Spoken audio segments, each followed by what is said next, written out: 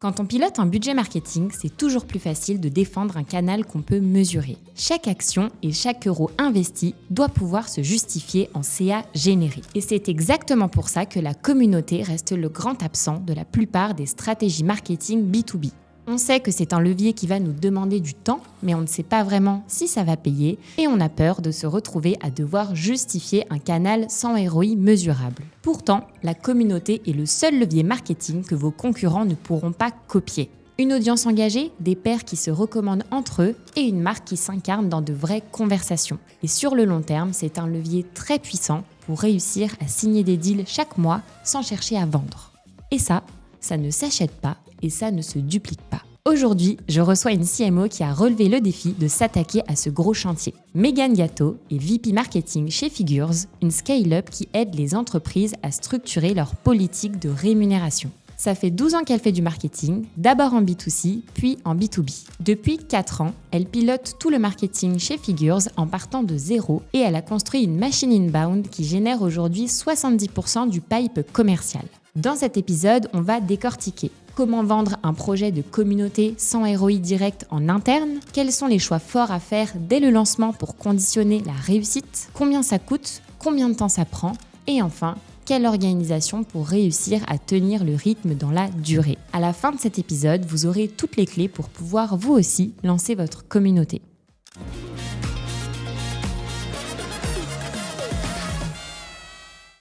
Salut Megan. Salut Léa. Bienvenue sur le podcast. Merci. Très contente de te recevoir pour parler d'un sujet épineux pour beaucoup de boîtes, le sujet des communautés.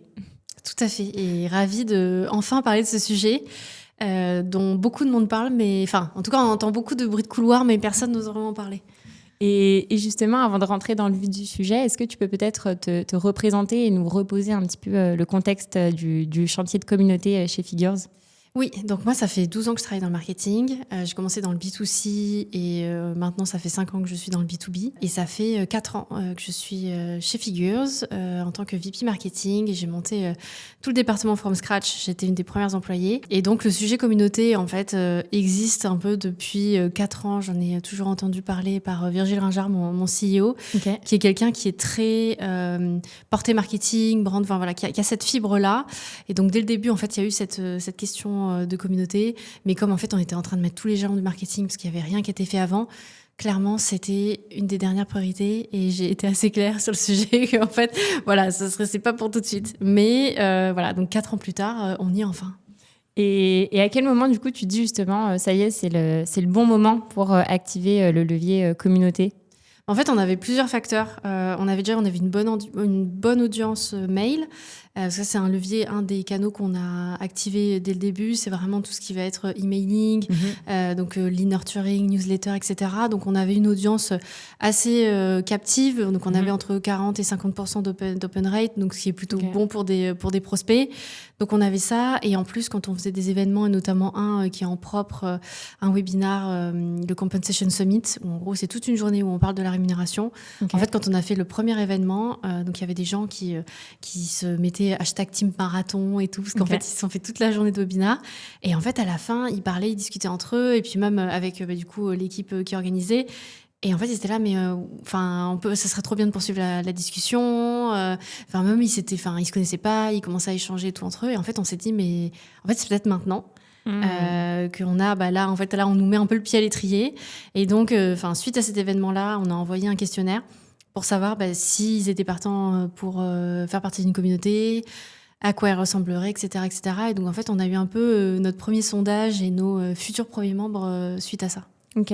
Et du coup, c'est intéressant parce que du coup, ça c'est vraiment né d'une opportunité et du coup, vous êtes lancé directement après. Et en amont de tout ça, tu vois, qu'est-ce qui fait que la partie communauté, c'était un truc que vous aviez envie de monter ? Enfin, tu vois, tu dis quand à ton arrivée chez Figures, vous en parliez déjà. Qu'est-ce qui fait que vous croyez, vous aussi, de base à ce levier-là ?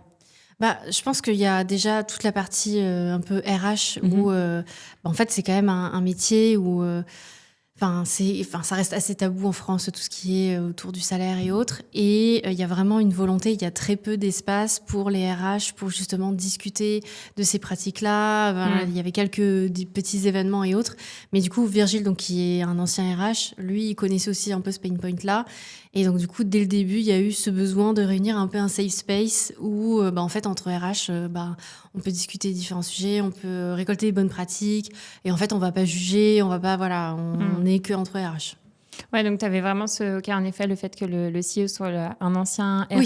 tu as aussi ça en tête, c'est intéressant. Tout à fait. Ouais. Et du coup, vous, quand vous décidez de créer cette communauté-là, quel est votre objectif à ce moment-là, vous, d'un point de vue business, j'ai envie de dire, pour Figures? Parce que, en effet, tu as ce truc de on crée un espace où les personnes peuvent discuter, etc. Mais tu as aussi un enjeu de quelles sont les ressources que nous, ça va nous demander, qu'est-ce que ça peut derrière nous apporter, quelle a été un petit peu la réflexion derrière? Oui, alors, on fait tous des erreurs. Si j'aurais peut-être fait les choses autrement. Mais en fait, déjà dès le début, ça a été assez clair qu'il n'y allait pas avoir de ROI par rapport à ça. Que voilà, on était sur un projet vraiment branding pur. Ça, c'était assez clair. Dès le début, c'était OK. Par contre, j'ai vraiment sous-estimé le temps que ça prendrait. Après, au début, je me suis fait accompagner par Jolan, qui est un expert en communauté. Donc, justement, il m'a aidé, en fait, avant de la lancer, de se dire, en fait, quels sont les objectifs. Avant de lancer une communauté, qu'est-ce qu'il faut préparer? Donc, il faut préparer l'onboarding, il faut préparer un peu des calendriers de contenu, etc. Donc, histoire d'être vraiment prêt. Et en fait, une fois qu'on avait tout ça, en fait, de dire officiellement le go, on ouvre, et puis, en fait, on y va, quoi. Donc, et j'avais vraiment sous-estimé, en fait, Après, déjà, il y avait, le temps que ça prend. Et déjà, après, Jolan m'avait prévenu, et c'est vrai que c'était toujours un peu compliqué à vivre, mais cette partie en fait, au tout début, c'est un peu mort, en fait, le temps que les gens arrivent, les gens discutent pas trop et autres. Et en fait, c'est quelque chose de hyper frustrant. Et en plus, t'as peur. Enfin, moi, en tout cas, j'avais peur. Je me disais, mais tout le monde doit se dire, mais c'est hyper mort comme communauté, c'est nul. Qu'est-ce que je fais là? J'ose pas partir tout de suite. Ça va se voir. Et donc, du coup, il m'a rassurée en me disant, mais en fait, les gens, ils s'en rendent pas forcément compte parce qu'ils passent pas leur temps comme toi sur le Slack à checker s'il y a un truc qui se passe, quoi. Carrément. Donc, et puis moi, je le vois dans les communautés dans lesquelles je suis, tu vois, genre, des fois, ça poste pas pendant des semaines, et je m'en rends pas compte, tu vois, je m'en fiche.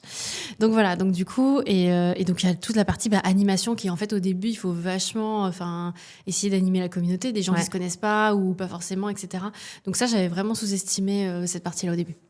Et justement, c'est trop intéressant de pouvoir revenir dans le détail de tout ça. Et du coup, quand tu étais à la genèse du truc, de dire au début, on lance la communauté, on n'a pas un objectif de ROI, on est vraiment sur une partie branding. Est-ce que ça a été quelque chose de facile à vendre à ton CEO, de dire l'idée, c'est pas de faire du business directement via la communauté, c'est vraiment un projet de branding pur? Parce que je sais que pour pas mal de CMO, ça peut être un sujet aussi de se dire comment est-ce que j'arrive à vendre ce type de projet. Au début, tu savais pas que ça allait te prendre autant de temps. Oui, ça, donc, mais c'est peut-être pas plus mal au final, ça aurait peut-être été plus difficile à vendre. Mais du coup, ça m'intéresse d'avoir ton retour là-dessus. Oui, après, comme je te disais, comme mon CEO a vraiment une fibre quand même assez marketing, et ça, c'est quand même une chance comparé à certains CEO. Où en fait, quand directement on a mis les jalons des objectifs de la communauté, on disait en fait, c'est pas une communauté produit, c'est pas une communauté figures, c'est une communauté en fait de DRH et Compensation Benefits Manager, donc une communauté autour de la rémunération. Et voilà, donc s'il y a des deals qui viennent grâce à ça, parce qu'en fait, il y a un peu de brand love qui est généré, tant mieux, mais c'est pas ça en fait qu'on va suivre. Et donc en fait, ça, du coup, il était très au clair avec ça et très OK, parce que aussi, c'était un projet qui poussait lui depuis que je suis arrivée. Donc voilà, il y avait aussi, il y croyait. Donc ça, c'est sûr que de ce côté-là, ça a été assez simple. Et en plus, je pense que ça arrivait à un moment aussi, vous aviez une certaine maturité aussi d'un point de vue inbound, et du coup, c'était peut-être le bon moment aussi pour activer ce levier-là 4 ans après ton arrivée. Oui, non, c'est sûr. Déjà, j'avais un peu plus de bande passante. En plus, on avait plus de notoriété. On avait un peu plus d'expertise sur ces sujets, un peu de rémunération. Donc, en fait, on venait pas comme un cheveu sur la soupe, genre, parce qu'en fait, moi, quand je suis arrivée, Figures avait 1 an à peine. Et en fait, ça aurait été un peu bizarre de vouloir créer un peu la communauté numéro 1. On est à peine connus, on vient de ça fait 1 an, on a quelques clients, etc. Donc, du coup, là, c'est vrai qu'on avait une plus grande posture, une meilleure assise. Et donc, ça permettait aussi d'attirer, en fait, parce que la communauté jusqu'à aujourd'hui, là, je vais commencer à faire un peu d'outbound pour aller chercher des profils qui nous plaisent. Mais là, jusqu'à aujourd'hui, c'est que l'inbound et c'est que des gens qui ont demandé à rentrer dans la communauté. Ok, ouais, donc ça s'est vraiment fait au fil de l'eau, naturellement, ouais. Et du coup, une fois que vous avez acté ce projet de lancer une communauté, donc tu nous dis que du coup, c'était un peu douloureux au début. Ça m'intéresse de revenir du coup sur ces différentes étapes-là, parce que je pense que c'est des trucs que tout CMO qui veut lancer une communauté va vivre forcément ce moment. Par où tu commences, quelles sont les premières étapes, comment tu fixes tes objectifs, ces moments un peu de solitude aussi au début. Si ça te va, on peut peut-être essayer de reprendre tout ça chronologiquement. Du coup, peut-être déjà se dire, quand vous lancez la communauté, comment est-ce que vous décidez la thématique de la communauté, les critères d'entrée pour les membres? Déjà, en fait, on a essayé. Enfin, je sais qu'au moment où on a commencé à lancer, j'avais un peu des bruits de couloir que d'autres entreprises allaient lancer des communautés pour des RH. Ok. Qui n'étaient en plus même pas des concurrents autres. Et donc, du coup, c'était vraiment une volonté aussi de se démarquer. De pas être en fait encore une autre communauté RH, enfin tu vois, d'avoir vraiment un secteur. Donc c'est pour ça qu'on s'est dit, nous on est vraiment focus sur la rémunération, et c'est pour ça qu'on a notamment ces profils de DRH et de Compensation and Benefits Manager uniquement. Et tu vois, on n'a pas de recruteur, on n'a pas tous ces profils là. Enfin voilà, donc c'était une volonté dès le début, et donc du coup ça nous a permis aussi de set up un peu des règles où on s'est dit tiens en fait on veut tel profil parce qu'en fait on veut que ce soit les profils qui soient impliqués dans leur entreprise. Côté rémunération, et après c'était tout ce qui était par rapport à nous, nos critères, je veux dire d'ICP en fait, très simplement. Et là justement on est en train un peu de remonter, mais jusqu'à présent on était pas en dessous de 100 salariés. 100 salariés, en fait on voulait que il y a aussi une certaine homogénéité, et que les DRH puissent, parce qu'en fait si on a un DRH, je vais dire une bêtise, mais de Renault, en fait il va pas forcément avoir beaucoup de choses à parler versus le DRH de la start-up du coin quoi. Donc du coup c'est pour ça qu'on a essayé déjà de tirer un peu vers le haut, et là on va essayer de justement aller chercher un peu plus de profils enterprise pour un peu matcher justement notre stratégie actuelle. Mais donc du coup voilà un peu comme on a set up les règles.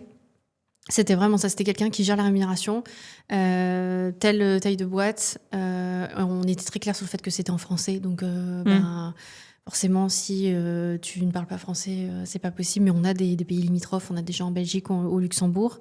Et je crois que c'était au début à peu près nos seules règles. C'est déjà pas mal. C'est ce que j'allais dire, c'est déjà... c'est déjà pas mal. Et en fait, ce qui a été aussi très dur aussi au début, donc quand on a ouvert les vannes de la communauté, qu'on a officiellement communiqué sur LinkedIn et autres, c'était en fait de voir des gens qui arrivaient, qui n'étaient pas du profil, et de devoir les refuser. J'allais t'en parler. Ouais, parce que ça, c'est trop tentant aussi, parce que du coup, tu as des convictions fortes sur ton choix de... Il faut être sélectif à l'entrée parce que sinon, ça peut vite partir dans tous les sens. Mais en même temps, tu as quand même un peu cette appréhension où tu te dis, ok, là, je me ferme pas mal de portes. Je sais qu'au lancement, je vais galérer, ça va être compliqué. Et comment est-ce que tu fais pour tenir aussi à ce moment-là en te disant, non, cette personne-là a certes plein de compétences, plein de qualités, mais elle ne rentre pas dans les critères pour faire partie de la communauté. Donc, je dois la refuser, alors que tout le monde ne se bouscule pas au lancement pour rejoindre, quoi. En fait, la chance, je pense, ce qui m'a permis de tenir bon, c'est qu'en fait, quand on a lancé, on a eu plein de demandes d'un coup. Ok. Et en fait, j'avais set up des automatisations, parce qu'en fait, on a un formulaire sur notre site où en fait, quand tu fais la demande automatiquement, ça va sur un Google Sheet. Et donc, moi, après, puis il y a des alertes sur Slack et autres. Et donc, du coup, en fait, moi, j'ai vu le Google Sheet se remplir, mais genre dans la journée, je sais pas, on a dû avoir au moins une centaine, je pense, de demandes. Ok. Et donc, j'ai plus de ratio, mais je pense qu'à peu près les 3/4 étaient OK, peut-être la moitié, 3/4 étaient OK, mais il y avait quand même des dizaines de personnes à refuser. Et en fait, heureusement, ce qui m'a motivée, c'est que je me disais, ça va, en fait, j'en refuse. Ouais. Mais il y en a d'autres quand même. C'est pas comme si je disais non à tout le monde, mais ça fait quand même de la peine. Au début, je me dis, mais je lance mon truc, et en fait, c'est ça, qui suis-je pour te refuser toi? Donc, du coup, ça, c'était un peu compliqué, mais heureusement que j'avais un peu toutes ces autres personnes qui venaient. Mais c'est vrai que, il faut être sévère, et il y a eu aussi une autre des règles sur lesquelles j'ai tenu bon. Mais ça, c'est plus en interne. C'est la règle, parce qu'en fait, au début, forcément, quand on a annoncé qu'on lançait une communauté, toute la boîte voulait être dedans. Ouais. Et en fait, j'ai dû être assez ferme en disant que, en fait, non. Ok, le CEO, la DRH, parce que, en fait, elle rentre aussi dans les critères. Et puis après, les personnes qui animent la communauté. Mais sinon, en fait, on peut pas. Sinon, parce que du coup, tout ce qui va être équipe commerciale, produit ou autre, voulait rentrer. Et en fait, sinon, les DRH, j'imagine, ne sentent plus un peu comme un safe space. Je sais que moi, dans les communautés dans lesquelles je suis, si je vois qu'il y a des équipes commerciales ou produits de la communauté, de l'organisation en question, moi, je me sens pas libre de discuter. Et je me dis, en fait, ça va être pris pour quoi? Pour me démarcher, pour machin. Donc du coup voilà, donc ça c'est quelque chose aussi sur lequel on est assez ferme et encore jusqu'à aujourd'hui on est ferme sur le sujet. Après ça ne nous empêche pas d'être hyper transparent sur ce qui se passe dans la communauté, faire un peu de remontée. Voilà, les membres ne parlent plus de ci, ça. Voilà, tout en restant sans dire voilà c'est un tel qui a dit ça et qui a dit qu'elle avait tel problème. Du coup ça serait peut-être pas mal d'aller lui parler. Tu vois, ça c'est le truc dans lequel on n'est pas tombé et j'espère qu'on tombera pas dedans. Mais voilà, pour autant je pense que c'est quand même important de donner de la visibilité aux équipes en interne sur ce qui se passe sur cette communauté dans laquelle en fait ils n'ont pas accès. Donc voilà, donc ça c'est aussi une autre règle qu'on s'est fixée au début.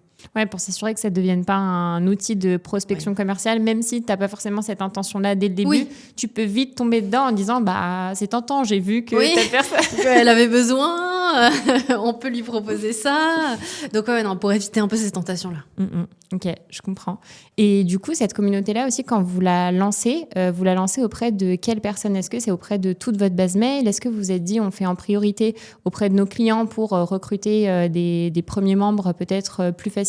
En même temps, comment est-ce que tu fais pour que pas tomber dans le piège aussi que ça devient la communauté de tes clients et que du coup ça se transforme aussi en SAV? Ça peut être aussi peut-être un autre biais.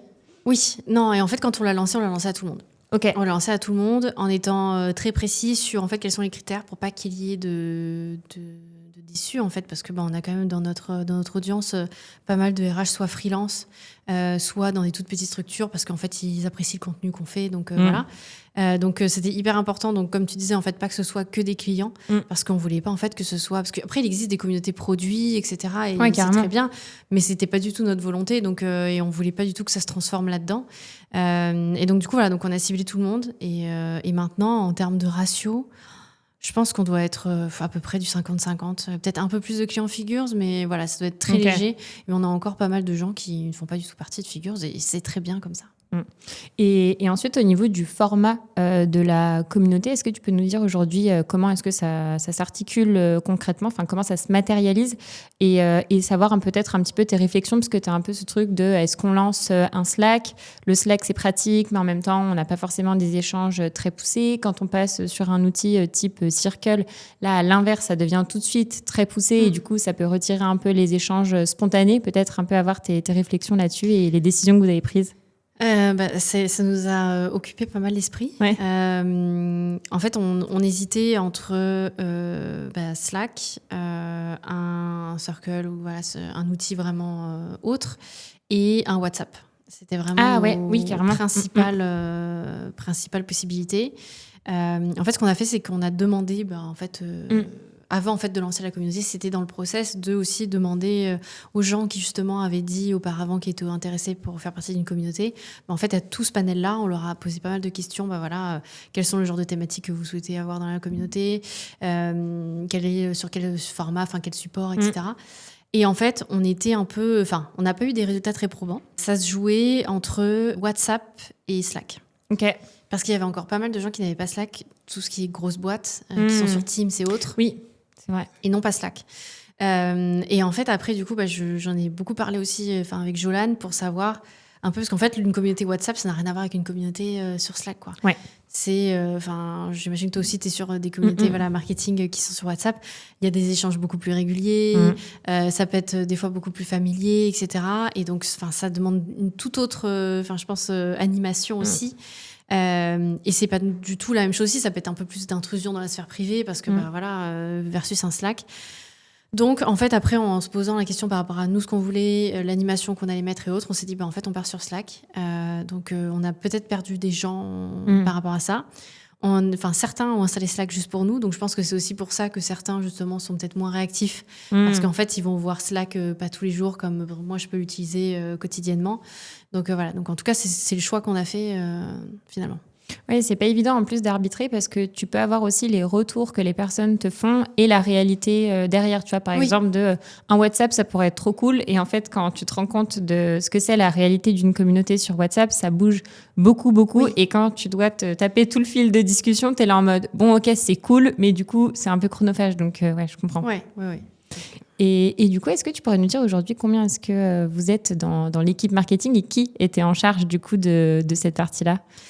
Alors, quand on a lancé du coup cette partie-là, le projet était en co-construction entre moi et notre PMM qui entre-temps a été internalisé, qui était freelance à l'époque. Et donc en fait, parce que c'est un peu entre guillemets au croisement un peu de. Et puis en fait, elle avait fait une formation aussi. Elle avait fait une formation avec, je sais plus le nom de l'organisme, mais poussée sur les communautés. Et donc du coup, elle avait cette formation-là et cette vision-là que moi j'avais pas du tout. Donc en fait, on a bossé toutes les deux sur le sujet avec donc Jolane comme expert qui nous aidait, je crois, 2 heures toutes les 2 semaines pour pouvoir un peu poser les bases et autres. Et donc ça, c'était le début. Et en fait, du coup, on lance la communauté et autres. Et en fait, elle a été très prise sur ces sujets PMM, parce qu'on a beaucoup de sujets toujours chez Figures sur ce sujet-là. Donc en fait, j'étais seule pour gérer un peu la communauté. Et en fait, mais après, moi, c'est une toute petite portion de mon travail. Enfin, je peux pas. Enfin, des fois, j'y mettais beaucoup de temps, mais malheureusement, enfin voilà, il faut que je gère un peu mon agenda et mes priorités. Et donc en fait, l'idée, c'était que donc là, en fait, actuellement, enfin sur la communauté, en tout cas, avant que quelqu'un quelqu'un nous rejoigne sur ce sujet.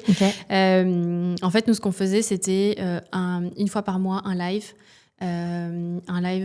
Google Meet où en fait le CEO parlait, en fait on décidait d'un sujet donc avec les membres et en fait c'était vraiment une discussion, c'était pas du top down, c'était vraiment une discussion tiens qu'est-ce que toi tu fais dans tes pratiques machin, et tout le monde un peu échange sur le sujet. Et donc ça c'est quelque chose qui marche beaucoup et on a quand même beaucoup de participants à chaque fois.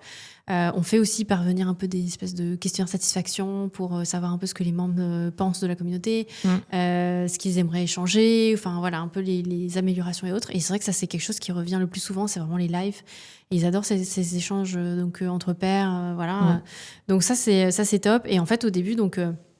quand je dis ça en 2025, en fait, on avait un peu que ça, plus les échanges un peu ponctuels entre les membres. On a fait un événement physique avec en fait... aussi, dès le début, c'est qu'on s'est associé avec le club RH de la BPI. Parce que on est une des entreprises dans lesquelles la BPI aussi a investi, donc on a des relations avec eux. Et en fait, ça permet aussi de joindre les communautés et de faire des événements aussi, d'avoir... J'ai très peu de lignes de budget pour la communauté. Et donc, typiquement, tu vois, d'être hébergé par la BPI, c'est quelque chose qui est vraiment top, quoi, et de pouvoir merger un peu nos communautés qui sont similaires. Donc voilà, donc on avait fait ça. Et en fait, c'est à peu près tout. Et donc, du coup, fin 2025, je me suis dit, en fait, il faut vraiment... mettre l'accent sur la communauté parce qu'elle n'est pas suffisamment active selon moi. J'aimerais qu'elle soit plus active, pas comme un WhatsApp, on le sait, mais qu'elle soit un peu plus active. Et donc du coup, j'ai pris quelqu'un en part-time qui est community builder. Et donc qui justement est 3 matinées par semaine et chargée en fait de faire l'animation de la communauté. Et elle a tout repris aussi, tout ce qui est workflow d'onboarding, parce que moi c'était vraiment le minimum, mais là il y avait des vraies choses, il y a des emails, il y a des messages automatiques, et de, tu vois, prévoir aussi des projets. Là tu vois, on va lancer un projet de codev qui a été demandé justement par les membres. Donc voilà, donc lancer tous ces projets qui prennent du temps, n'empêche. Donc du coup voilà, donc là maintenant on met plus de moyens sur la communauté. Ça met toujours du temps un peu à se mettre, mais voilà, petit à petit, en tout cas maintenant, d'avoir une personne dédiée sur le sujet, c'est quand même plus... Et puis une personne qui a déjà fait ça et c'est son métier, c'est aussi beaucoup plus... je veux dire, je me sens, pas relaxée, mais voilà, je me sens en tout cas soulagée, plus à l'aise, soulagée par rapport à ça. Et est-ce que tu saurais dire, question pas facile, combien de temps ça te prenait au début et là, combien de temps ça prend maintenant? C'est juste pour les personnes qui nous écoutent qu'on se rende compte du temps que ça peut prendre. Parce que tu vois, quand on dit animation, poster des messages, répondre, caler les événements, faire les séquences d'onboarding et tout, tu te dis, bon, ok, voilà, c'est 1 heure de temps en temps. En vrai, non, c'est...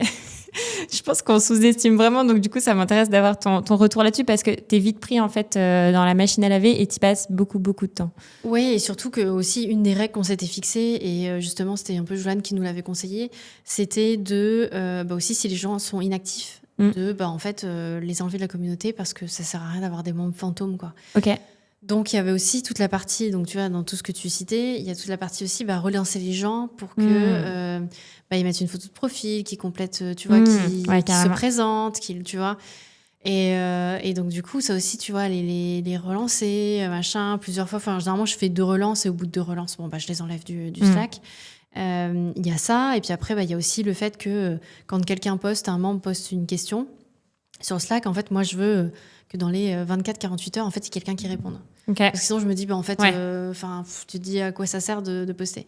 Et donc, quand il y a une question qui est postée, donc moi, je m'alerte des notifications de réponse. Donc, du coup, voilà, je m'enregistre ça et je me mets des rappels. Et si, tu vois, au bout de 24 heures, il y a toujours personne qui a répondu, moi, j'ai une alerte. Et du coup, moi, je vais taguer des gens qui, je sais, pourraient, en fait, par rapport aussi au questionnaire, de rentrer dans la communauté, je sais quelles sont leurs préoccupations, etc. Donc, par rapport à ça aussi, tu vois, je dis, ah bah tiens, je vais dire les bêtises, Marie, bah tiens, Cédric, machin, peut-être qu'ils peuvent t'aider, je les tag, hop. Donc voilà, et des fois aussi, après, ça va être des mails perso, des DM perso pour, bah en fait, on cherche quelqu'un pour le prochain live, pour tel sujet et autres. Je sais que tu travailles dessus, est-ce que, donc voilà, donc en tout est pour tout, je pense que je mettais au moins bout à bout, je pense que c'était à peu près une journée par semaine. Ok. Ah ouais. Ok. Ouais, mais ce qui m'étonne pas, et en plus, tu te dis peut-être que, bah, tu vois, là, au bout d'un an, il y a des choses que tu commences peut-être à automatiser, mais en vrai, au début, c'est tout à la main. Et puis, du coup, pour savoir quelle personne mettre en relation, enfin, pour savoir avec quelle personne tu dois mettre en relation telle personne, bah, faut connaître déjà tout le monde. Faut connaître tout le monde, mais en plus de les connaître, leur profil, leur sujet, etc., quelles sont leurs problématiques, les derniers échanges qu'il y a eu. Enfin, en fait, faut vraiment être à fond dedans. Et du coup, c'est cool que tu partages ça. Enfin, je suis pas du tout étonnée du 1 jour par semaine, parce qu'en vrai, tu te fais vite absorber, quoi. Et encore, c'était un jour pour faire le minimum syndical. Hein. C'était un jour sans lancer des projets, tu vois, de mentorat entre membres, de coder, machin. C'était vraiment juste faire vivre la communauté au minimum. Tu vois, organiser les événements, les lives, tu vois, les événements physiques et autres. Donc, je pense que quand tu vraiment fais une communauté et l'animes, voilà, ça te prend plus qu'1 jour par semaine. Mais voilà, pour le minimum syndical, c'était ça. Et comment tu arrives à arbitrer, tu vois, justement, là-dessus, entre les efforts que tu mets du coup dans cette communauté-là, j'ai envie de dire, VS ce que ça te rapporte, sachant que tu sais pas vraiment ce que ça te rapporte, tu vois, question pas facile, tu vois, sur des sujets, tu vois, qui sont, tu vois, sur la partie branding, médias et communautaire, je trouve que c'est pas facile de trouver le bon ratio entre il faut qu'on en fasse un vrai projet et qu'on mette les moyens pour que ça puisse avoir l'ambition qu'on veut que ça ait. Mais en même temps, faire attention à pas y allouer trop de temps et de ressources non plus, parce que tu as d'autres sujets aussi, quoi. Ouais, et ça, c'est toujours assez... Enfin, on en revient toujours un peu à ROI, et donc c'est pour ça qu'on était assez clair dès le début. C'est pour ça que dans les objectifs aussi, on s'est mis des objectifs qui n'étaient pas du tout business, quoi, dessus. Hein. C'est des objectifs de, comme je disais, d'activation, de participation, ce genre de choses. Et après, donc là, moi, jusqu'à l'année dernière, le seul budget que ça me coûtait, la communauté, en vrai, c'était au-delà du temps humain, forcément, qui n'est pas sur une ligne de budget, mais c'était l'abonnement Slack. C'était tout ce qui, voilà, j'avais, c'était ma seule ligne de budget. Et voilà, c'est pour ça que les événements, voilà, tu vois, on essaye de faire des partenariats pour que ça nous coûte le moins cher possible et autres. Mais là, donc là, maintenant, cette année, on a une ligne de budget sur la communauté. Et comme en fait, on y croit vraiment, et en plus, depuis l'année dernière, on a eu des deals qui sont tombés grâce à la communauté. Après, c'était pas des gens qui, en fait, on connaissait pas du tout avant. Mais en fait, je pense que la communauté, en fait, a vachement. En fait, c'est des gens qui étaient actifs, justement, en plus à la communauté. C'est pas des gens qui, en plus, n'étaient pas du tout actifs. Et qui, voilà, je pense que ça a forcément aidé. C'est un des touch points, voilà, dans cette attribution qui n'est pas linéaire, qui a aidé. Exactement, c'est tous. Et donc, je pense que c'est pour ça, je pense que ça vaut le coup. Même pour une question de branding, en fait, pour être vraiment vu comme un expert sur la rémunération et en plus un peu agnostique, parce que du coup, tu vois, on vend pas du tout une plateforme en particulier, on parle jamais de figures, voilà, et c'est OK si les gens veulent parler de nos concurrents, il y a absolument aucun souci. Donc voilà, juste essayer de générer la notoriété et ce sera l'objectif principal. Et s'il y a des deals qui tombent, tant mieux, et on est très content, mais c'est pas le but premier. Et justement, tu évoquais les KPI. Ça m'intéresse de savoir quels sont les KPI que tu te fixes, du coup, pour, tu vois, en termes d'animation, de participation, etc. Alors, j'essaye déjà... mon KPI le plus compliqué à tenir, c'est qu'il y ait au moins... tu vois, c'est en termes d'animation. Okay. Et moi, j'attends qu'il y ait au moins un post par semaine. OK. De membres, et forcément ça va de soi, il sera répondu et autres, voilà, on ne laisse pas de posts pas répondus. Ça, après c'est le nombre de participants à nos lives, Donc, on reste à peu près parce qu'on est à peu près 130-150 membres sur le Comp Club. Et du coup, en fait, qu'on ait toujours une bonne proportion de gens qui participent au live. Ok. Sachant qu'en fait, c'est un rendez-vous, tu vois. C'est un vendredi par mois, de 11h à 12h. Et c'est les membres aussi qui ont choisi ce créneau-là. Donc, aussi, voilà, on a fait au mieux aussi pour arranger tout le monde. Donc ça, je réfléchis et je crois que c'est les KPI principaux. Ça va être vraiment de l'activité sur la communauté et de la participation au live et aux événements en règle générale. Oui, ça a vraiment été du coup tes KPI que tu t'es fixé finalement dès le début. Et Oui. j'imagine du coup au début, ça devait pas être facile à tenir. Tu vois, un truc qui me vient en tête, parce que du coup, moi, pour avoir pas mal organisé de live aussi dans des communautés, ce truc de tu lances un sujet et finalement, du coup, tu as genre 3 inscrits au début. Tu te dis, mince, est-ce que c'est mon sujet? Est-ce que c'est les gens qui n'ont pas vu? Est-ce que c'est ma communication? Et là, tu remets un peu tout en question et tu te dis, merde, en fait, est-ce que c'était une bonne idée de lancer ça? Savoir si toi, tu es passé par ces moments-là aussi et comment tu fais pour tenir? Les lives, franchement, on a eu de la chance où il y a tout le temps eu beaucoup de gens, parce que je pense que c'est vraiment quelque chose comme je te disais, déjà, c'est une audience qui, pour beaucoup, provenait de nos webinars. Donc, déjà, voilà, c'est une audience qui aime ce genre de format. Donc, jusque-là, on ne se trompait pas.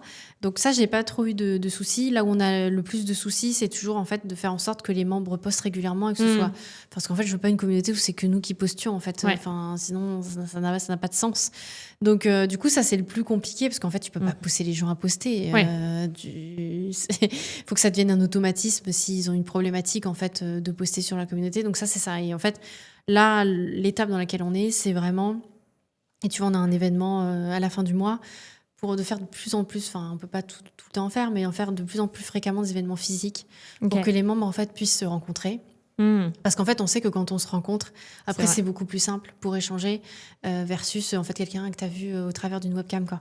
Donc ça, c'est quelque chose qu'on essaye de faire pour justement faciliter un peu des rencontres et après, plus tard, de l'animation, quoi. Et au-delà, du coup, de tous ces KPI que tu te fixes et ce que tu suis, est-ce qu'il y a un peu des signaux, tu vois, qui te disent à un moment, ça a du sens, en fait, de faire ça aussi, tu vois, ces trucs un peu pas palpables, peut-être des feedbacks que vous devez avoir et qui est tout le propre, du coup, des activations qui vont être hors perf, quoi. Ouais, et en fait, justement, parce que, tu vois, comme je te disais, en fait, c'est compliqué que les membres restent actifs, etc. Et justement, là, Constance, qui s'occupe de la communauté, récemment, donc elle a fait des calls membres. Tu vois, c'est des choses, tu vois, typiquement auxquelles j'avais pas du tout le temps de faire et qui aussi prennent du temps. Tu vois, genre là, c'est plus qu'1 jour par semaine.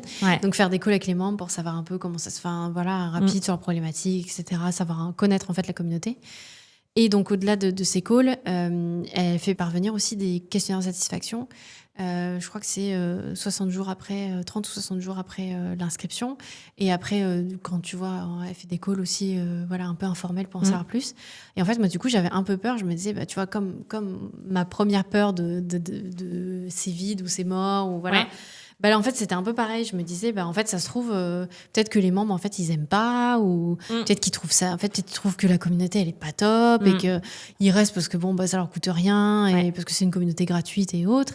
Et en fait, j'ai été hyper surprise et agréablement surprise de leur retour, où en fait, ils étaient super contents. Ils trouvaient que la communauté, ça leur apportait en fait ce dont ils avaient besoin, notamment au travers des lives, avec des retours d'expérience, des bonnes pratiques, ce genre de choses.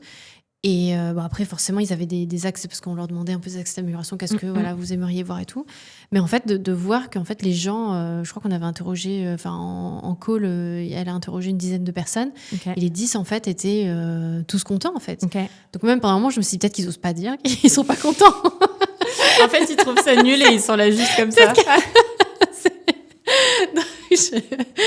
Mais du coup, en fait, tellement surprise, parce que en fait, tu sais, tu te fais tellement d'idées de la communauté parfaite, à quoi ça pourrait ressembler et autres. Et donc, du coup, quand ça ne matche pas avec la réalité que tu t'étais faite, en fait, du coup, tu te dis, ça se trouve, c'est nul. Alors qu'en fait, non, en fait, du moment que ça répond en fait, à ce pourquoi ils étaient rentrés, je pense que c'est tout ce qui compte. Et donc, voilà. Donc, ravie de savoir. Après, j'attends mon premier détracteur. Et j'ai entre guillemets hâte de l'avoir, parce que je pense que ça m'apprendra beaucoup d'avoir une personne qui me dit, en fait, ça me convient pas, parce que si ça. Peut-être que ça sera une erreur de casting. Peut-être qu'il y aura des choses à améliorer.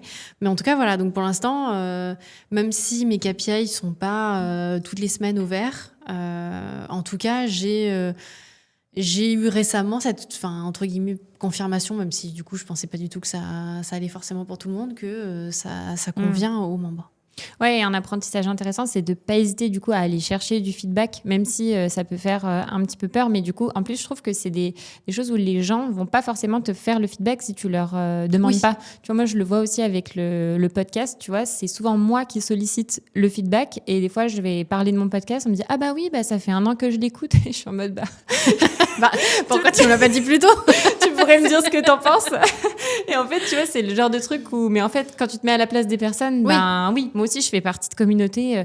Pourtant, je fais des feedbacks, mais je vais pas en faire toutes les semaines, machin, etc. Parce que tu te dis, à l'inverse, quand t'es membre, tu te dis, qui suis-je pour faire un feedback sur ce que je pense? Et en fait, du coup, cette communauté, elle est créée pour toi. Mais du coup, l'apprentissage cool, c'est de pas hésiter à aller chercher du feedback. Et en fait, beaucoup, on en revient toujours, du one-one et c'est pas scalable. Et du coup, en fait, faut prendre le temps de le faire au début. Et peut-être un point important, tellement évident qu'on l'a pas dit, mais la communauté, c'est de l'humain. Donc, en fait, du coup, il faut y passer du temps et parler avec les gens, quoi. C'est ça. Surtout, à l'ère de l'IA et autres, ça, je pense que c'est un projet que tu peux pas dédier, en fait, et automatiser via Claude, quoi. Clairement, tu peux automatiser les emails d'onboarding, les machins, tout ça. Mais en fait, l'humain, et tu vois, comme on parlait juste avant, la connaissance aussi de savoir que, Cédric, il y a quelques semaines, dans un live, il a dit ci, ça, et puis tu vois, genre, ou alors sinon ça prendrait un temps fou de nourrir toute cette donnée-là, de la mettre à jour, le machin, Donc, ouais, et puis je pense que aussi, les gens qui rejoignent une communauté aussi, ils font ça aussi pour parler, en fait, entre personnes, en fait, tout simplement. Je pense que sinon, Sinon, ils iraient sur un blog bien corpo. Sinon, ils iraient sur un blog corpo, ils poseraient la question sur Claude, donc, et donc, c'est vrai que ça, on est tellement, en fait, en plus, dans nos métiers, vachement à l'automatisation, machin, l'optimisation et tout, que des fois, en fait, on oublie les trucs de base, juste, l'humain, et ils sont toujours, et ça fait super plaisir qu'ils soient OK pour parler avec nous, et je trouve ça vraiment top. Et c'est aussi le but de la communauté, c'est de parler rémunération, mais c'est aussi de créer du lien, en fait, dans cette communauté RH où il n'y a pas forcément 150 communautés, quoi. Oui, et ça, je trouve que c'est vraiment, tu vois, in fine, un asset de marque. Donc, certes, que tu peux pas automatiser, mais qui, du coup, ne peut pas être répliqué, dupliqué, volé par tes concurrents. C'est à vous en propre, c'est un asset de marque fort, ça vous apporte une certaine visibilité, légitimité, ça vous permet de créer du lien. Et du coup, c'est là où, pour moi, il n'y a pas assez de boîtes en B2B qui se lancent dans ce levier-là, alors que, en fait, en même temps, on sait pourquoi. Ça prend... On sait pourquoi. C'est pas le levier le plus facile, mais une fois que tu as réussi à le craquer, à y dédier du temps et à tenir le rythme, ça devient un levier ultra puissant. Oui, après, je pense que c'est comme certains leviers, tu vois, type podcast ou autres, qui sont utilisés en B2B pour du branding, mais après, qui peut être utilisé aussi pour closer et autres. Et en fait, je pense que c'est des choses qui prennent du temps, c'est vraiment des gros projets en soi. Et je comprends tout à fait pourquoi on ne se lance pas. Il y a 1000 raisons pour lesquelles on ne se lance pas. Mais aussi, je pense qu'il n'y a jamais de bon moment. Il y a des moments qui sont plus opportuns. Voilà, nous, on s'est lancé parce qu'on avait tous les signaux étaient ouverts. Mais j'ai galéré tout autant, et je pense que si je l'avais lancé 1 an auparavant, ça aurait marché quand même. Et je pense que tu vois, des fois on se dit non, c'est pas le bon moment, ou non, tiens, j'ai beaucoup de travail, ou voilà. Donc il faut savoir dans quoi on se lance, ça c'est sûr. Mais je pense qu'après il y a pas forcément de bon moment, et en fait tu peux toujours trouver des excuses pour pas le lancer. Et pour terminer, quels sont les conseils que tu pourrais donner à un marketeur qui a envie de lancer une communauté, mais qui repousse ce sujet-là? Je pense que d'être bien accompagné, je pense que ça, c'est primordial, surtout quand tu connais pas du tout l'univers. Moi, je sais que je ne connaissais pas du tout. Okay. Et je sais que l'accompagnement que j'ai eu, par un expert en communauté, en fait, de savoir, parce que, perso, moi, j'aurais lancé ça comme ça, j'aurais un mail, un machin, et en fait, sans me préoccuper, tiens, il faut que je prépare l'onboarding en amont, parce qu'ils vont arriver, ils n'auront rien. Tu vois, des trucs un peu auxquels j'aurais pas forcément pensé, parce que les communautés, c'est pas trop mon truc, quoi. Donc d'être accompagné, je pense que ça change tout. Ça permet déjà d'être prêt, ça permet de un peu rationaliser ses peurs, parce qu'en fait, des fois, on a des peurs qui sont irrationnelles. Ça permet de aussi mettre les bons objectifs, les bons KPI, d'échanger un peu pour voir un peu, tiens, ma communauté est lancée, on est sur tel telle chose, comment est-ce qu'on pourrait réorienter. Enfin, moi, je pense que... Enfin, et puis après, c'est pour les communautés, mais c'est bon, je pense pour tout. Hein. Je sais que moi-même, je suis mentorée. Enfin, je pense que même, en règle générale, dans la vie professionnelle, c'est toujours très bien d'avoir des avis extérieurs de gens qui ont déjà fait les choses pour t'aider à faire en tout cas moins d'erreurs, t'en feras. Mais, donc voilà, donc moi, conseil numéro 1, ce serait d'être accompagné clairement par quelqu'un qui a monté une communauté, qui connaît ou quoi que ce soit, quoi. Et ouais, ça te permet du coup aussi d'anticiper plein de choses auxquelles tu n'aurais pas forcément pensé. Tu évoquais tout à l'heure le fait d'avoir, et ça m'a fait tilt, parce que bon, ça paraît évident, mais c'est vrai que j'y avais pas pensé non plus, d'avoir des contenus d'avance, justement. Oui. Parce que tu vois, c'est cool de lancer, mais du coup, après, comment tu fais pour pas te prendre la charge directement ? Comment tu fais pour anticiper et du coup lancer et avoir déjà un petit peu de stock en amont de sujets, de live, etc., pour que ce soit plus fluide ? Ouais, ça, c'est des choses auxquelles il faut absolument penser, ouais. Oui, donc vraiment, conseil numéro 1, l'accompagnement. Eh bien, super, merci beaucoup. On va pouvoir clôturer cet épisode. Merci beaucoup, Mégane, pour tout ce que tu nous as partagé. C'était vraiment trop cool et merci pour ton humilité aussi de nous partager aussi, tu vois, les apprentissages, les moments qui ont été durs, parce que je trouve que c'est vraiment un levier éprouvant à mettre en place et du coup, ça fait du bien d'avoir un retour honnête du coup des étapes par lesquelles tu es passée. Je t'en prie, non, tout n'était pas rose, mais ça valait le coup. Et en tout cas, merci de l'invitation. J'étais ravie d'en discuter. Avec grand plaisir. Salut. Salut. Merci d'avoir écouté cet épisode. S'il vous a été utile, partagez-le à d'autres marketeurs. C'est ce qui m'aide le plus à faire découvrir le podcast et à recevoir les meilleurs invités. Et si ce n'est pas encore fait, abonnez-vous à la chaîne pour être prévenu des prochains épisodes. Je vous dis à très vite. Ciao, ciao!